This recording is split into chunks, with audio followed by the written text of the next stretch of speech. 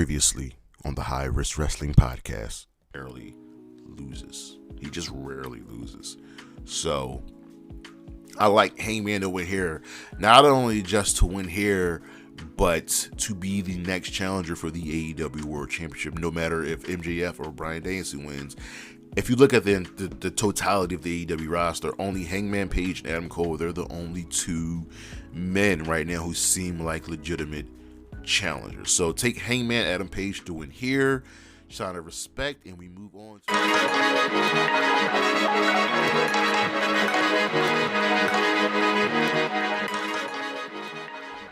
good afternoon, good morning, good evening, everybody. It is Saturday, March 11th, and you know what that means. It is time once again for the High Risk Wrestling Podcast. I am your host, reaching for the sky, Jeremy Pierce. Welcome, welcome, welcome, one and all. As always, you know you can catch me on the socials, Charismatic Creations, Facebook, Tumblr. No longer Tumblr. Got rid of that. Facebook, YouTube. Yeah.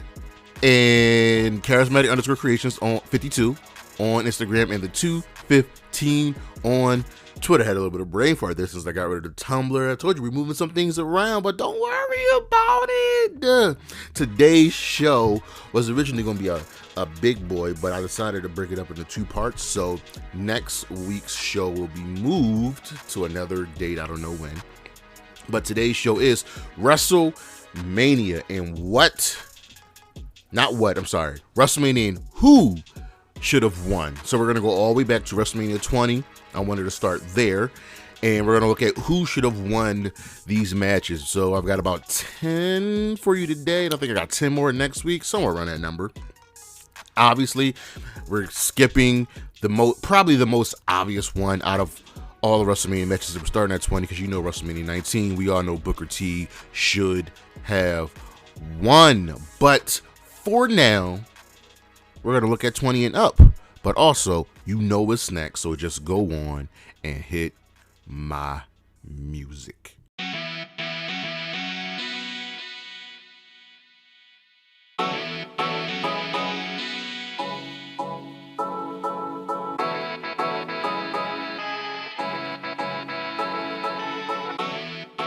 So I'm not going to be before you very long with the news. As you know, now let me cover a Ring of Honor. I'm going to try to condense everything. So let's start with the go-home episode of Rampage ratings for Revolution. They pulled in just under 400,000 with 394,000 viewers with a .10 and the 18:49 demo. That's down a little bit from the previous week of 409,000 and a .11 in the 18:49 demo.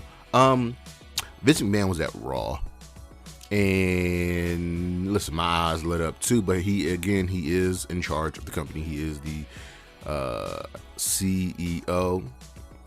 Nothing will really stop him from coming, but he was just pretty much there to see Cena, since they have a close relationship.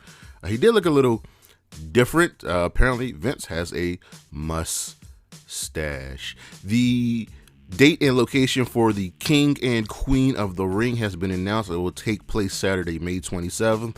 Guess where? At Blood Money. Yep. Looks like it will be taking place once again there.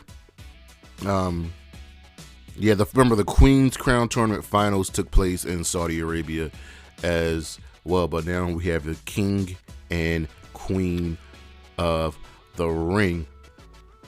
Dana Brooke had a really, really good idea, which I'm 100% behind, but it won't come into fruition. When they were getting rid of the 24/7 championship, she suggested instead of getting rid of it, how about you make it a Women's Intercontinental Championship, a mid-card championship for the women, which I think they desperately need. Besides having two women's world champions and the tag team champions, the women could definitely benefit from having one more championship. Other promotions have a mid-card championship for their women. NWA, Impact, they can fight for the Digital Media Championship. AEW with the TBS Championship. I think the women really should, and the WWE should have one. The dates and location for Backlash has been announced, and it will take place Saturday, May 6th in Puerto Rico with the host, Bad Bunny. So, yeah, May 6th, Puerto Rico, Backlash. It's a little odd that it takes place. Backlash has always been the pay-per-view that takes place after WrestleMania, but May 6th seems a little late. If we go to the WWE pay-per-view schedule and we go to 2023, after WrestleMania is Backlash, because WrestleMania takes place on April 1st and 2nd. So Backlash taking place that early in May, because May has two pay-per-views. They have Backlash and they have the King and Queen of the Ring. That's a hefty one right there. The WWE wants to possibly allow people to bet on their matches, and that's a whole legal issue. Some superstars might not be allowed to know the finish of their matches. Only certain people would know how things, and this is tough for a quote unquote sport that is predetermined. Hell, they even have filed for some betting rights in the Indiana Gaming Commission. This is something major. We need to keep our ear on the ground for this. Saray will be leaving the WWE and NXT. She is finishing up in NXT. It sucks. She was never truly utilized to her full potential. She will be much better used when she heads back to Japan. Saray hasn't wrestled since last August, and once William Regal and a few other people were let go, she lost a lot of her supporters. I wish her all the best. This is another time where the WWE has wasted talent, specifically Japanese women, because they wasted Kairi Singh. I'm just throwing that out there. The main reason for the All Atlantic Championship becoming the AEW International Championship was this: Warner Brothers looked for something, some promotion from AEW for the new Shazam movie. And that's what Tony Khan came up with. I much like this. I mean, I like the All Atlantic name. I do like the International Championship name, just because calling All Atlantic when you had Japan's and Australia's flags on your championship when they don't have access to the Atlantic Ocean just didn't make any sense at all. Dynamite this past week pulled in 858,000 viewers, is slightly up from last week's show, especially with the .29 and the 18:49 demo. Solid ratings all around. The AEW are working with the Elite to sign them to new long-term deals, specifically Kenny and the Young Bucks. And as we've heard, the WWE are interested in signing them. I think they'll probably stay in AEW. What's All Elite Wrestling without the Elite? Eddie Edwards, Impact Wrestling star, has signed a new contract, and he's not going anywhere. He doesn't want to go anywhere. He is thriving in Impact Wrestling right now. As you know, Ronda Rousey has an injury. She has looks like she's dealing with a hairline fracture in her arm. We need to see how this will tie into WrestleMania. Jade Cargill, when we get to it later, says she wants to face somebody since they're in Canada for the TBS Championship. So this could be the debut of somebody big, and who could that be? Word on the street that it might be Taya Valkyrie, which I am very much excited for. I'm a huge fan of Taya. We'll see how that transpires. Revolution buys, they pulled in 120 to about 129,000 buys. It looks like that might jump over to 130 with fans ordering the replay. It's not bad. It's not bad. You know, we could do a little bit better, but that's still good. Rey Mysterio has been announced as the first inductee into the 2023 Hall of Fame, and if you're putting Rey in, shouldn't he be the headliner? Like, word on the street is that Batista's going to be in, but why? I get it, it's Batista, but it's also Rey Mysterio, who's a living legend. That's all I'm saying. Rey should be the headliner, not Batista. And finally, Soraya's stable gets another new name. Instead of being called the Freelancers, they are the Outcasts. I'm with it. I'm all for it. Make love to the name. I'm excited to see where the storyline is going, but we'll dive back into that a little bit more with the week in review. But that is the news, and we shall be right back.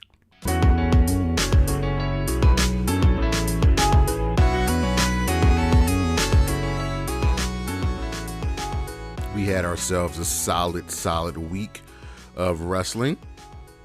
So let's dive right on into it. Monday Night Raw, and I like to call it as the Bloodline turns, but we'll get into that later in the evening. So let's run down the show real quick. Paul Heyman. We opened the show with the Bloodline coming in. Paul Heyman tells Jimmy that he has to take care of the Sammy problem tonight as they have a match, and this is per Roman's orders. Our first match on the show was Kevin Owens versus Solo Sikoa. KO defeats Solo by DQ. Make note of that because Solo has not been pinned yet. The Bloodline try to take out KO, but Sammy intervenes, stops KO from getting beat up. He offers KO a hand. KO just brushes him off and keeps it pushing. Bianca Belair defeated Carmella. Carmella and Chelsea Green tried to attack Bianca after the match, but Asuka came out to help. This feud is very, very boring. This feud is very, very boring, very, very dumb. This is why it should be Asuka versus Charlotte and Rhea versus Bianca at WrestleMania. Sammy tries talking to KO backstage, making his case for them to team up against the Bloodline, and KO still says no. We had the Miz TV with Logan Paul and Seth Rollins. And Seth states why he wants Paul, why he can't stand him, and why they're going to have this match at WrestleMania. And I give him credit. Logan Paul finally decided to stop trying to be a babyface and lean into his heelish tendency, because he is a dick, he is a douche, he is a piece of trash, garbage person. This devolves into a fight, and Logan Paul knocks out Seth Rollins. Omos squashes Dolph Ziggler. Johnny Gargano defeated Finn Balor after Edge got involved. And later in the evening, Edge was like, listen, he cost me a match, I cost him a match, we're going to settle this next week. They're going to have some words. Next week, Piper Niven defeated Nikki Cross in a nothing match. John Cena returned, and he completely outclassed Austin Theory. He absolutely tore him down on the mic. And we're getting this match at WrestleMania for the United States Championship. Round 1 goes to Cena, just like how round 1 went to Cena when he returned against Roman Reigns. Chad Gable defeated Corbin, much to the chagrin of the Maximum Male models, and the downfall of Baron Corbin continues. Chad Gable finally got a win. I'm so happy. Damage Control had in-ring little battles, words with Trish, Lita, and Becky, and there will be a 6-woman tag match at WrestleMania. But make note, when the faces offer the match, Bayley once again accepted on the behalf of Io and Dakota. I'm just put that in your back pocket and save it for later. In our main event, Sami Zayn defeated Jimmy Uso, and Jay was there, and Jay was distraught. And then he goes past Jimmy, hugs Sammy, they raise the ones, and then he super kicks Jay and says, yo, this is family stuff. You thought I was going to choose you, and the world sobbed. Man, that was a way to end the show. Cody comes out to help Sammy. What's next? We got about 3-4 more weeks until WrestleMania. I'm intrigued. Over on Dynamite, we had our Revolution Fallout. Orange Cassidy retained the All Atlantic Championship against Jay Lethal. This is the last defense of the All Atlantic Championship because as we noted, it will become the International Championship. Jeff Jarrett then shows up and gives a guitar shot to Orange Cassidy's knee, and he'll be taking on Orange Cassidy next week for the International Championship. I'm almost sure Jeff Jarrett's winning the championship next week. I'm 100%, not 100%, I'm like 80% positive Jeff Jarrett's winning the championship next week. Juice Robinson attacked Ricky Starks before Ricky could finish his promo, and make note that when Juice came out, it was still saying he was in the Bullet Club, and I'm pretty sure Juice is not in the Bullet Club anymore. Ruby Soho interviewed in the ring by Renee Paquette, and we wanted to know why. And she said, "I'll tell you why. Long story short, y'all don't care. Y'all don't appreciate me. When Britt beat me, y'all cheered. When I beat Chris Statlander to advance to the finals of the Owen Hart, y'all booed me. And then when Jamie beat me, y'all booed me. Not only that, this company doesn't respect Tony Khan, because they respect Tony Storm, because y'all called her an interim champion. And y'all all begged and pleaded for Saraya to come back. When she comes back, all you neck-bearded incels started trashing her. So yeah, Ruby's right. And look, we always hate when somebody turns heel. It's the "you people" promo against the fans, because they're almost always wrong. But Ruby was 100% correct here. 100% correct. She then went on to defeat Sky Blue, and they spray paint. They spray the L on Sky, and Willow Nightingale comes out to talk to Ruby, and well, Willow got jumped. That's just how it is. I want to see who's next, because Jamie and Britt need somebody else. FTR says they're coming for the guns. They're coming for the guns. They're coming for the tag team championships. The Jericho Appreciation Society defeated Top Flight and AR Fox. It's good to get Jericho a win, as he's been taking a couple L's recently.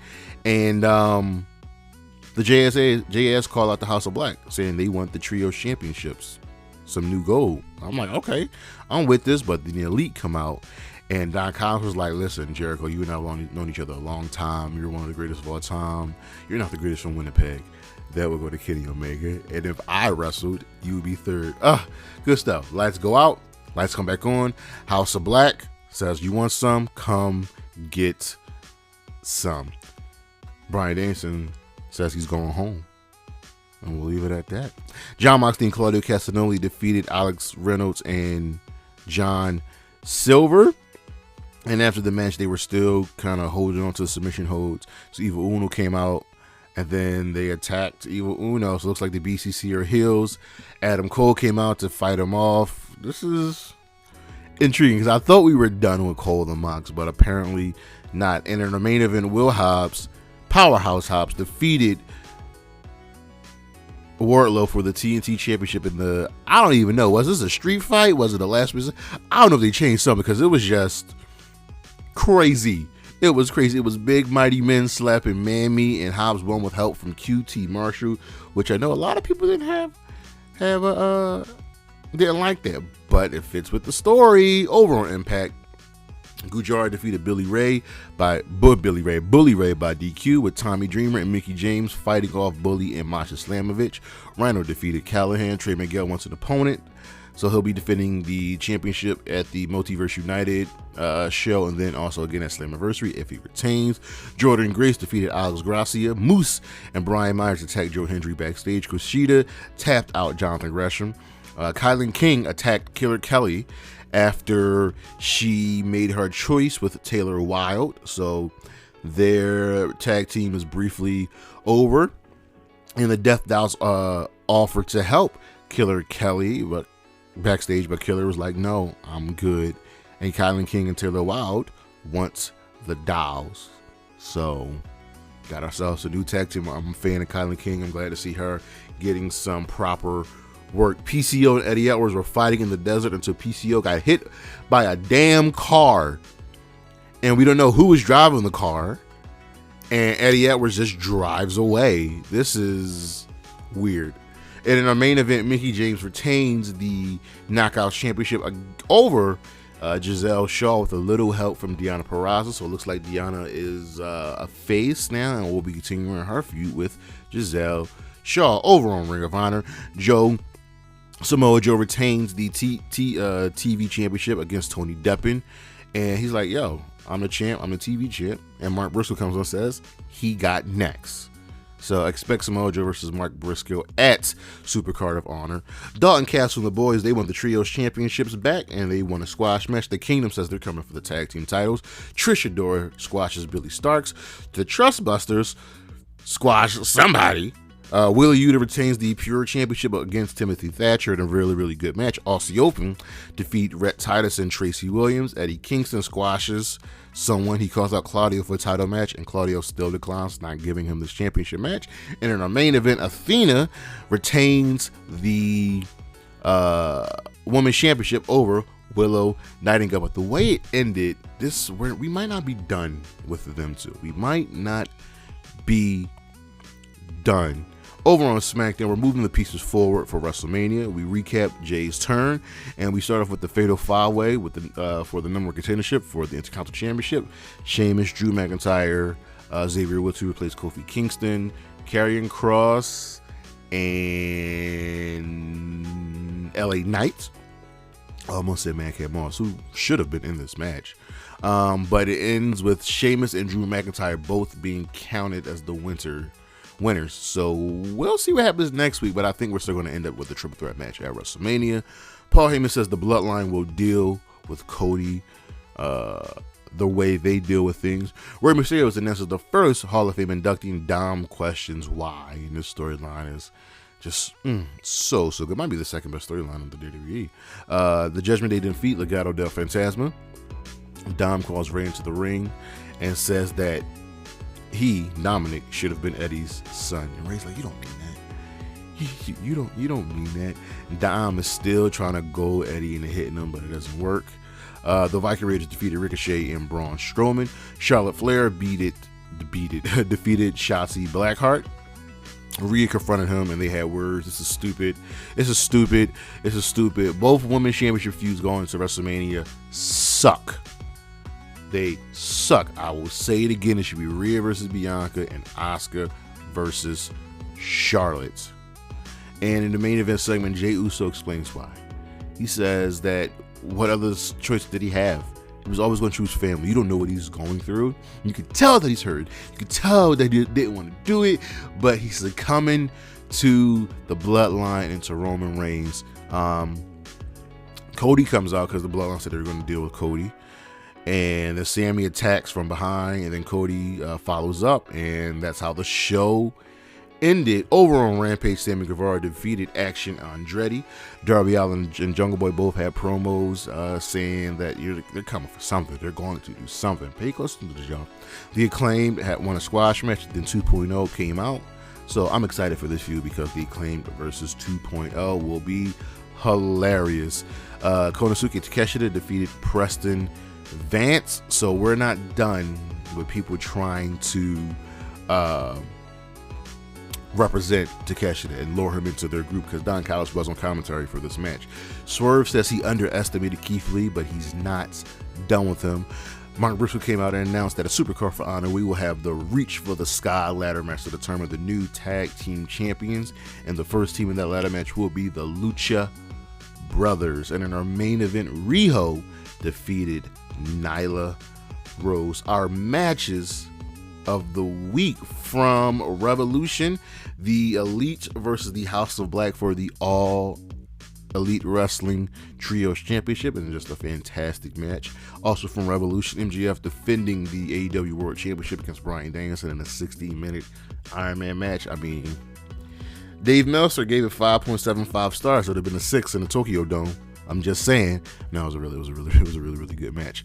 From Women's Wrestling Army, Queen Aminata versus Kilynn King. This was hands down one of like the 2 or 3 best matches that the Women's Wrestling Army have ever had. And yes, I'm going to give you a free one here from NXT just because I love both of these women and the match was fantastic.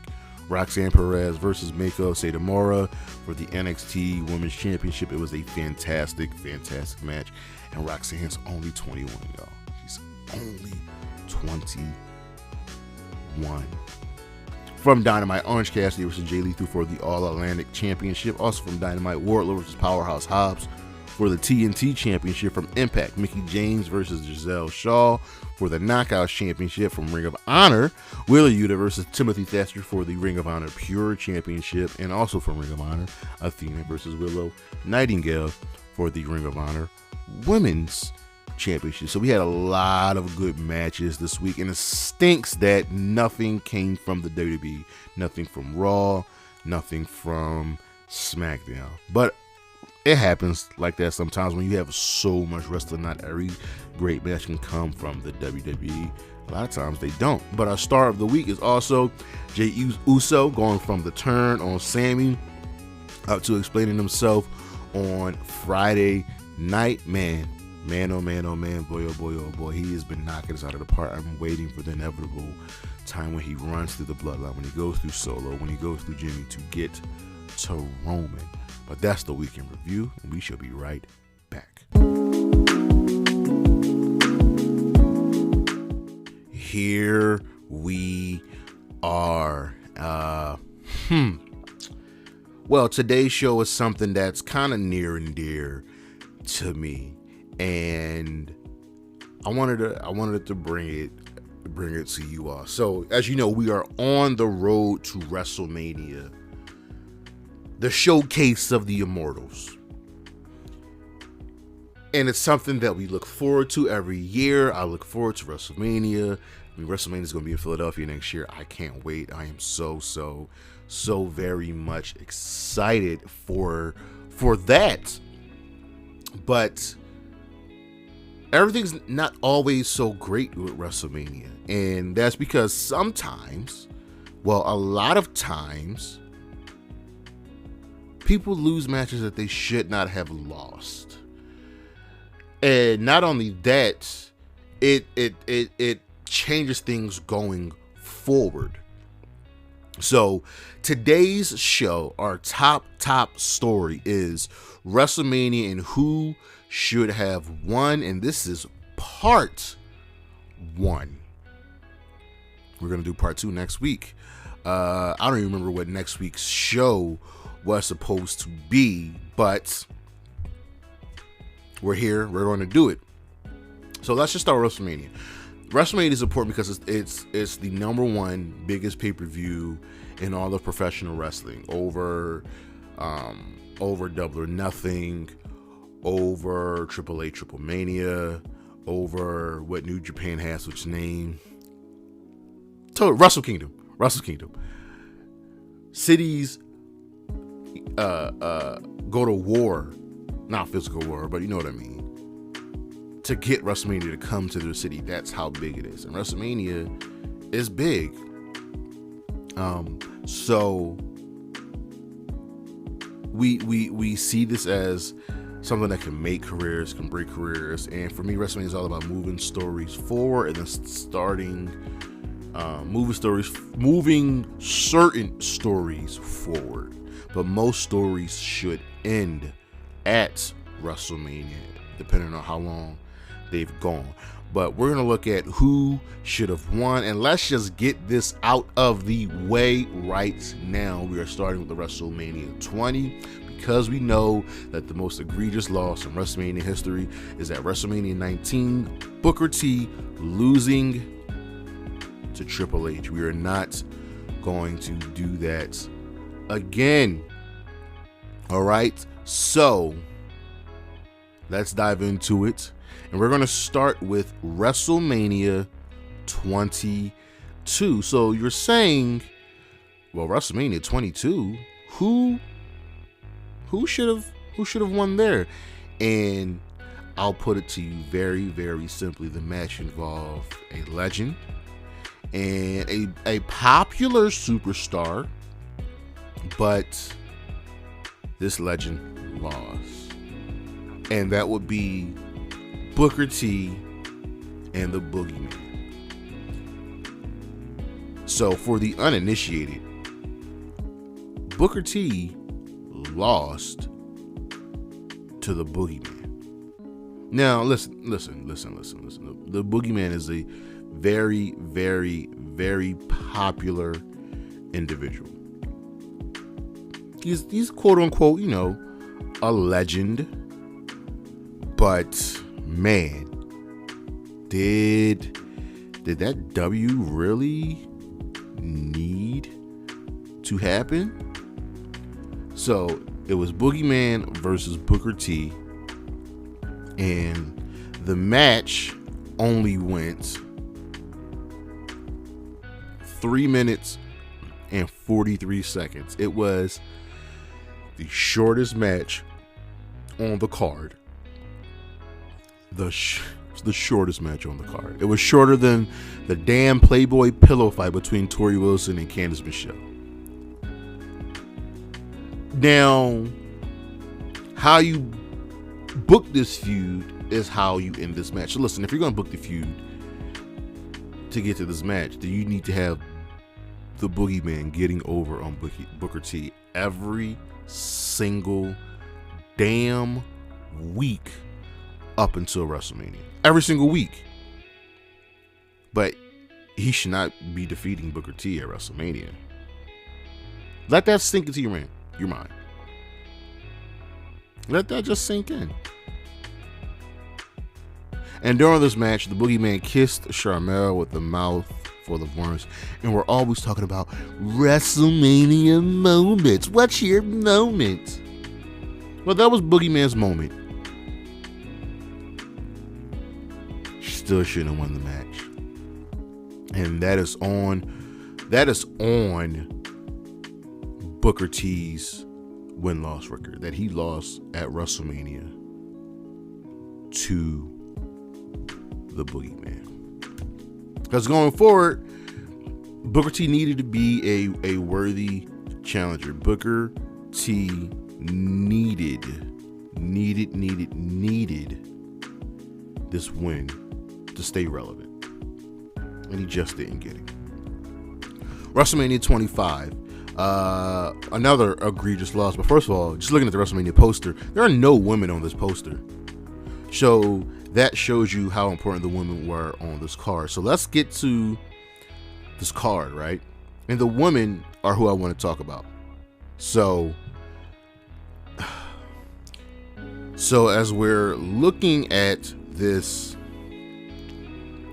card, guess what? WrestleMania 25, there was only one women's match on the card. One. There was only one women's match on the card, and it was the Miss WrestleMania Battle Royal. And Mae Young was the special guest timekeeper.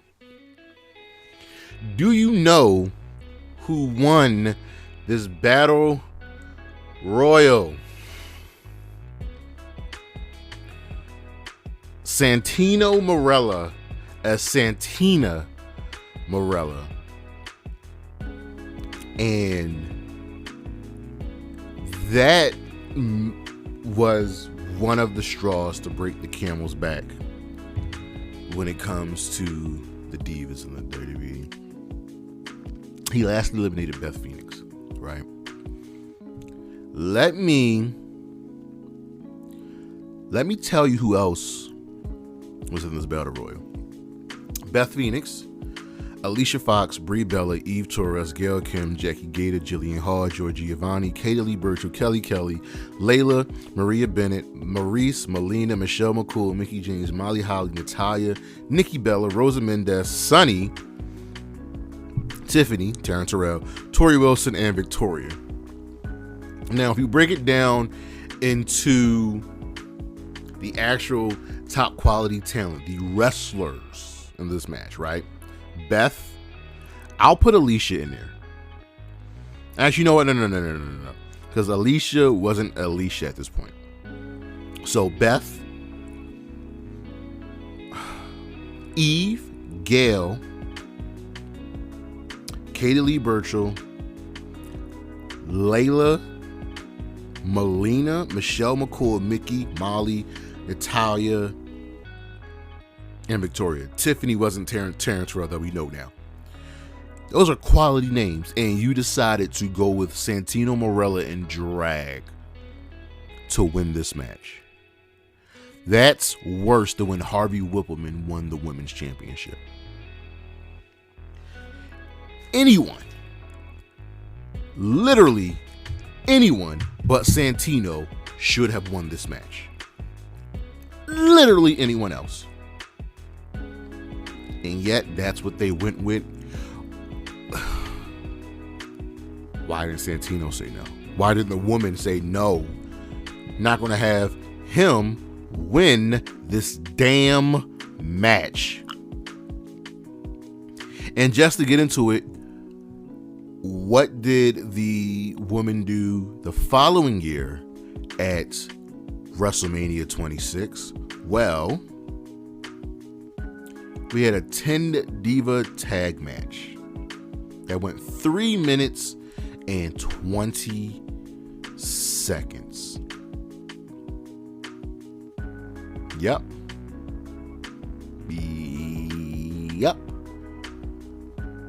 So while we're on WrestleMania 26, we've got 2 matches on this card. One of them is very obvious, the other isn't so obvious. So let's start with the one that isn't so obvious. The Money in the Bank ladder match that was won by Jack Swagger. Now, usually when we got these first Money in the Bank matches, it was about taking someone in the mid card, elevating them to the main event. So at first glance, I didn't have an issue with Jack Swagger winning the championship. I didn't, right? But look who else was in this match. Christian, Dolph Ziggler, Drew McIntyre, not the Drew we have now. This was still the chosen one, skinny Drew McIntyre. Evan Bourne, Kane, Kofi Kingston, Matt Hardy, MVP, and Shelton Benjamin. All those men with the exception of Evan Bourne, now Matt Sydal. In my opinion, world championship ready. Christian, Dolph Ziggler, Drew, even Drew at that time, Kane, Kofi, Matt Hardy, MVP, Shelton Benjamin.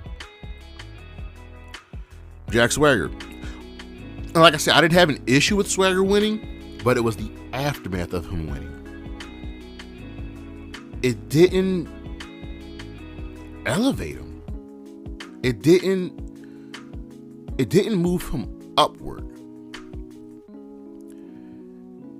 And I remember his cash in, and it was a fine cash in, but I have to go with either Kofi, Matt Hardy, or MVP,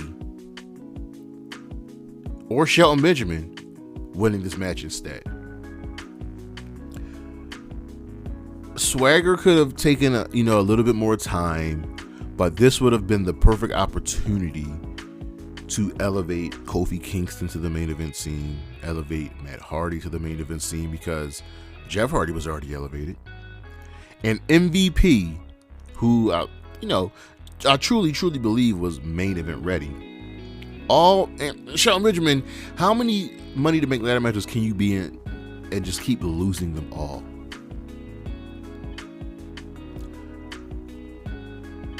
Those 4 men were ready. And then too many men in this Money to Bank. There were 1, 2, 3, 4, 5, 6, 7, 8, 9, 10 people in this Money to Bank ladder match. 10 people. That's way too much for a Money to Bank ladder match. Just way too much. But the other egregious loss, it has to go to Batista not only losing, but getting submitted by John Cena in this match for the WWE Championship. Now, yes, Cena's going to show up on this list a few more times. How many more times does he show up? He shows up. Shows up a lot more on the second half of the list. But Batista had come back and he was knocking this heel roll out of the park. It was like the reincarnation of The Rock. It was. Now, here's the thing. The next night on Raw, Batista quit. He quit. It was funny. It was hilarious. But, you know,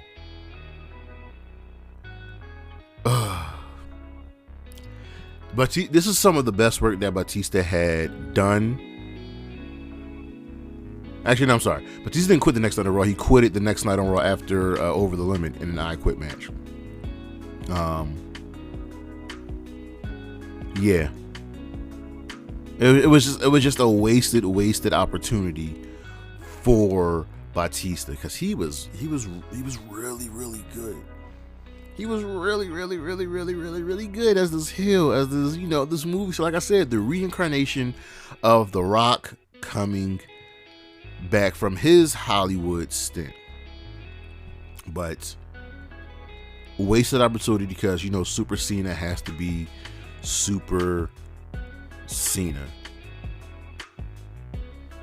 WrestleMania 27. There's only one loss on this match. That is just really stupid. That would be Michael Cole defeating Jerry the King Lawler by DQ. Stone Cold Steve Austin was the special guest referee. This was just dumb. The feud was dumb. The match was dumb.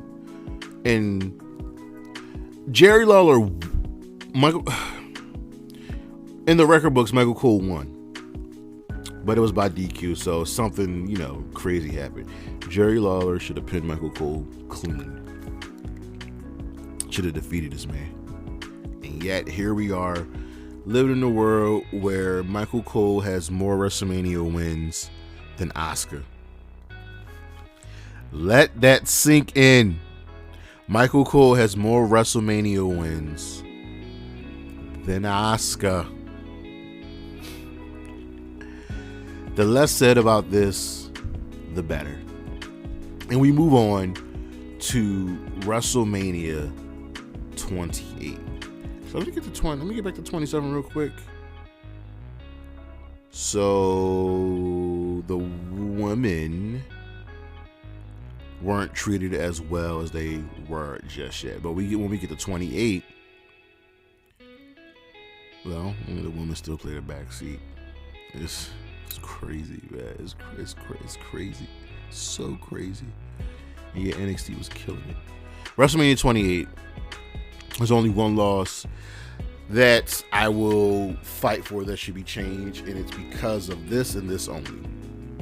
The losing team were just better. They were just better wrestlers.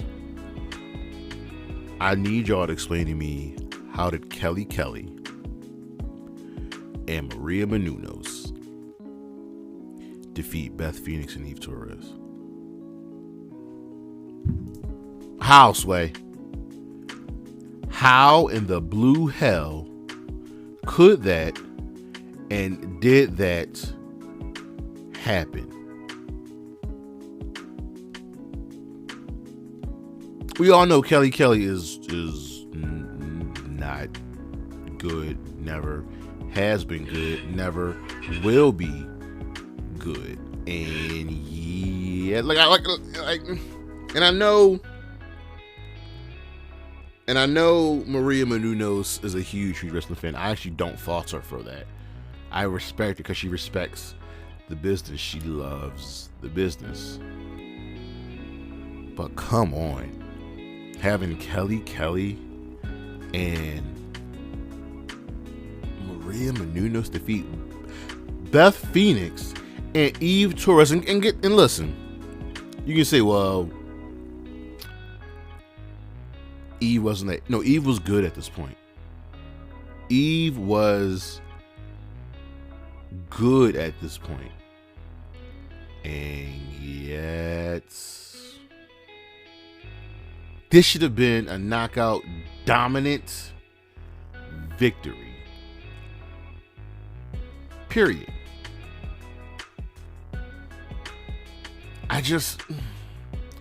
It hurts my head sometimes to see the kind of the things the women had to go through WrestleMania. You had great women on this card, on the roster. This is what you gave us. This is what annoyed. That's what I am. I am annoyed. Because some of these losses are just... they're just bad. Like, this right here. This is just bad. Let's get to WrestleMania 29. Overall, was a solid show. I'm going to keep pointing out the women. Did the women actually have a good match on this card? Guess what? The women weren't featured on the card. Let me do this. Let me go to Extreme Rules, which was the next pay-per-view right after that. And see if there were any women on that card. I think this is when Brock murdered Cena. Brock murdered Triple H. Women on the card? No. No. So we still haven't even hit the era of the women being cared about. But there's one loss on WrestleMania 2029, I'm sorry, that was just dumb. And in hindsight, like, you're looking at it now, it's like, okay, this dude sucks. But at the time, no, you can't do that. Mark Henry defeating Ryback at WrestleMania. Love Mark Henry. I mean, for the most part, his whole mentality of, shit that went down between him and Leo Rush, I hated it. But this match right here might be the truest definition of WrestleMania moments being more important than the match. Because that's all we hear about is making your WrestleMania moment. Mark Henry beat Ryback, but Ryback was on a roll. He was on a roll. And Ryback lost, but he got to make his moment by giving Mark Henry the I don't even remember the name of I don't even remember the name of Ryback's finisher. All I remember, it was a fisherman slam, and he like marched around the ring. Just a bad whatever. But that was his moment to do that move to Mark Henry after losing the match. Like, what? Again, annoyed, because I like Mark Henry.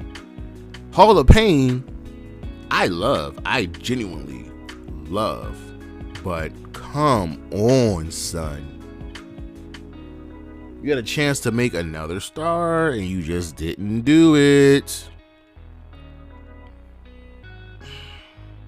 We're almost there, guys. WrestleMania 30. And then once we move into part 2, ladies and germs, we're going to see how egregious, just like really how bad could it have been. So just we know about WrestleMania 30. We know about WrestleMania 30. Daniel Bryan. But there's one match on that card, and it's a weird card, but it's bookended by the Daniel Bryan victories. John Cena defeating Bray Wyatt. Bray Wyatt's going to show up a few more times on this list, especially in part 2. So will John Cena. I don't think I'm ever going to say John Cena should have won. Bray Wyatt lost this feud. Bray Wyatt lost a lot of feuds.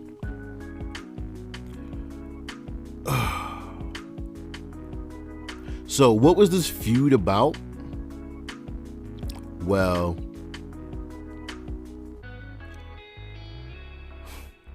it was about Bray trying to get Cena to give into his darker urges, to finally accept what the people believe about him. So at the Royal Rumble that year, Bray cost Johnson the WWE World Heavyweight Championship. Then in the Chamber, they cost him the match again. Wyatt was motivated by a desire to end this era of lies, beginning with Cena, and he wanted to expose the world to Cena that being an upholder of morality and good is just, it's hollow. I wanted to prove that he's a fraud and ruin his legacy. And yes, you can't ruin the legacy, but you can do something. You can do something. And Bray Wyatt losing this feud, all about his words, they never came to fruition. They just never, ever came to fruition. And it was a waste. And you were wasting this man once again, over and over and over again. Because what was the benefit of Cena winning to what? Over, so you can overcome evil influence? Yes, you can overcome evil influence, but like, you set a precedent. And I'm all about setting precedents because it makes storytelling easier. You set a precedent for Bray Wyatt to lose, and then Bray Wyatt kept. I'm getting worked up. Let's move to WrestleMania 31, and we've got a couple matches on this card that should have been overturned. And we'll end with one, and then we'll start on 31, the rest of 31 card in part 2. So when you think of WrestleMania, who do you think almost always has the longest match on the card? Who do you think always has the longest match on the card? Triple H. Who did Triple H fight at WrestleMania 31?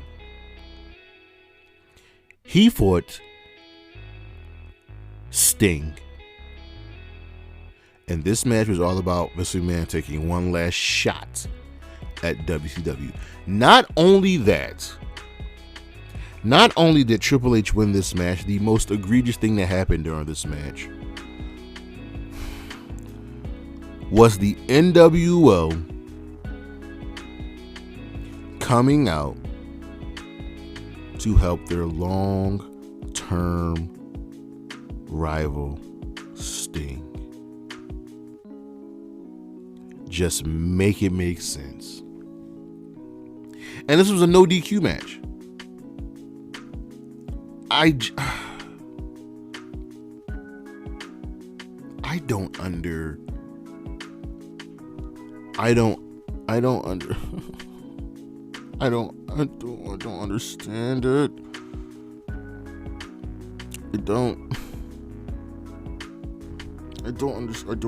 it. I don't understand it. Why? Like, I understand why DX would help Triple H. It's DX. Why would the NWO help Sting?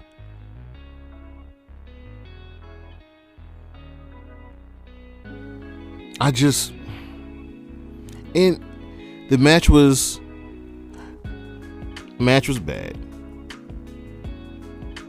It wasn't bad. It was fine. Sting's had better matches in AEW since then, way better matches. But what made this match even worse was that they shook hands. They shook hands after the match.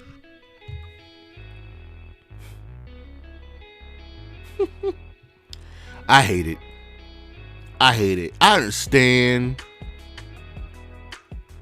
And Sting was going out here long after. I get it. You wanted to stick the final nail in the coffin of WCW. but you won. You bought them. Ladies and gentlemen, Sting is 0-2 at the WWE. He doesn't have a win. You know what Sting's record is in AEW? He's undefeated. Because they know how to use Sting. And the WWE completely wasted this hair. I can partially get over Sting losing. I can't get over the fact of the NWO helping him. Just bad. Just bad. But that's our show. That is WrestleMania and Who Should Have Won Part 1. Part 2 will be coming next week.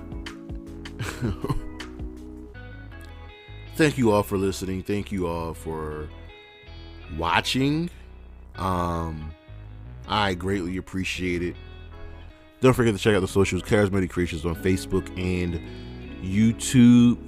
Charismatic_creations 52 on Instagram and the 215 on Twitter. Please don't forget to like, comment, and subscribe. Greatly I greatly appreciate it. That's our show. And as always, Zia Lee, Shotzi Blackheart, Willow Nightingale, and Gigi Dolan. Holla at your boy. Peace.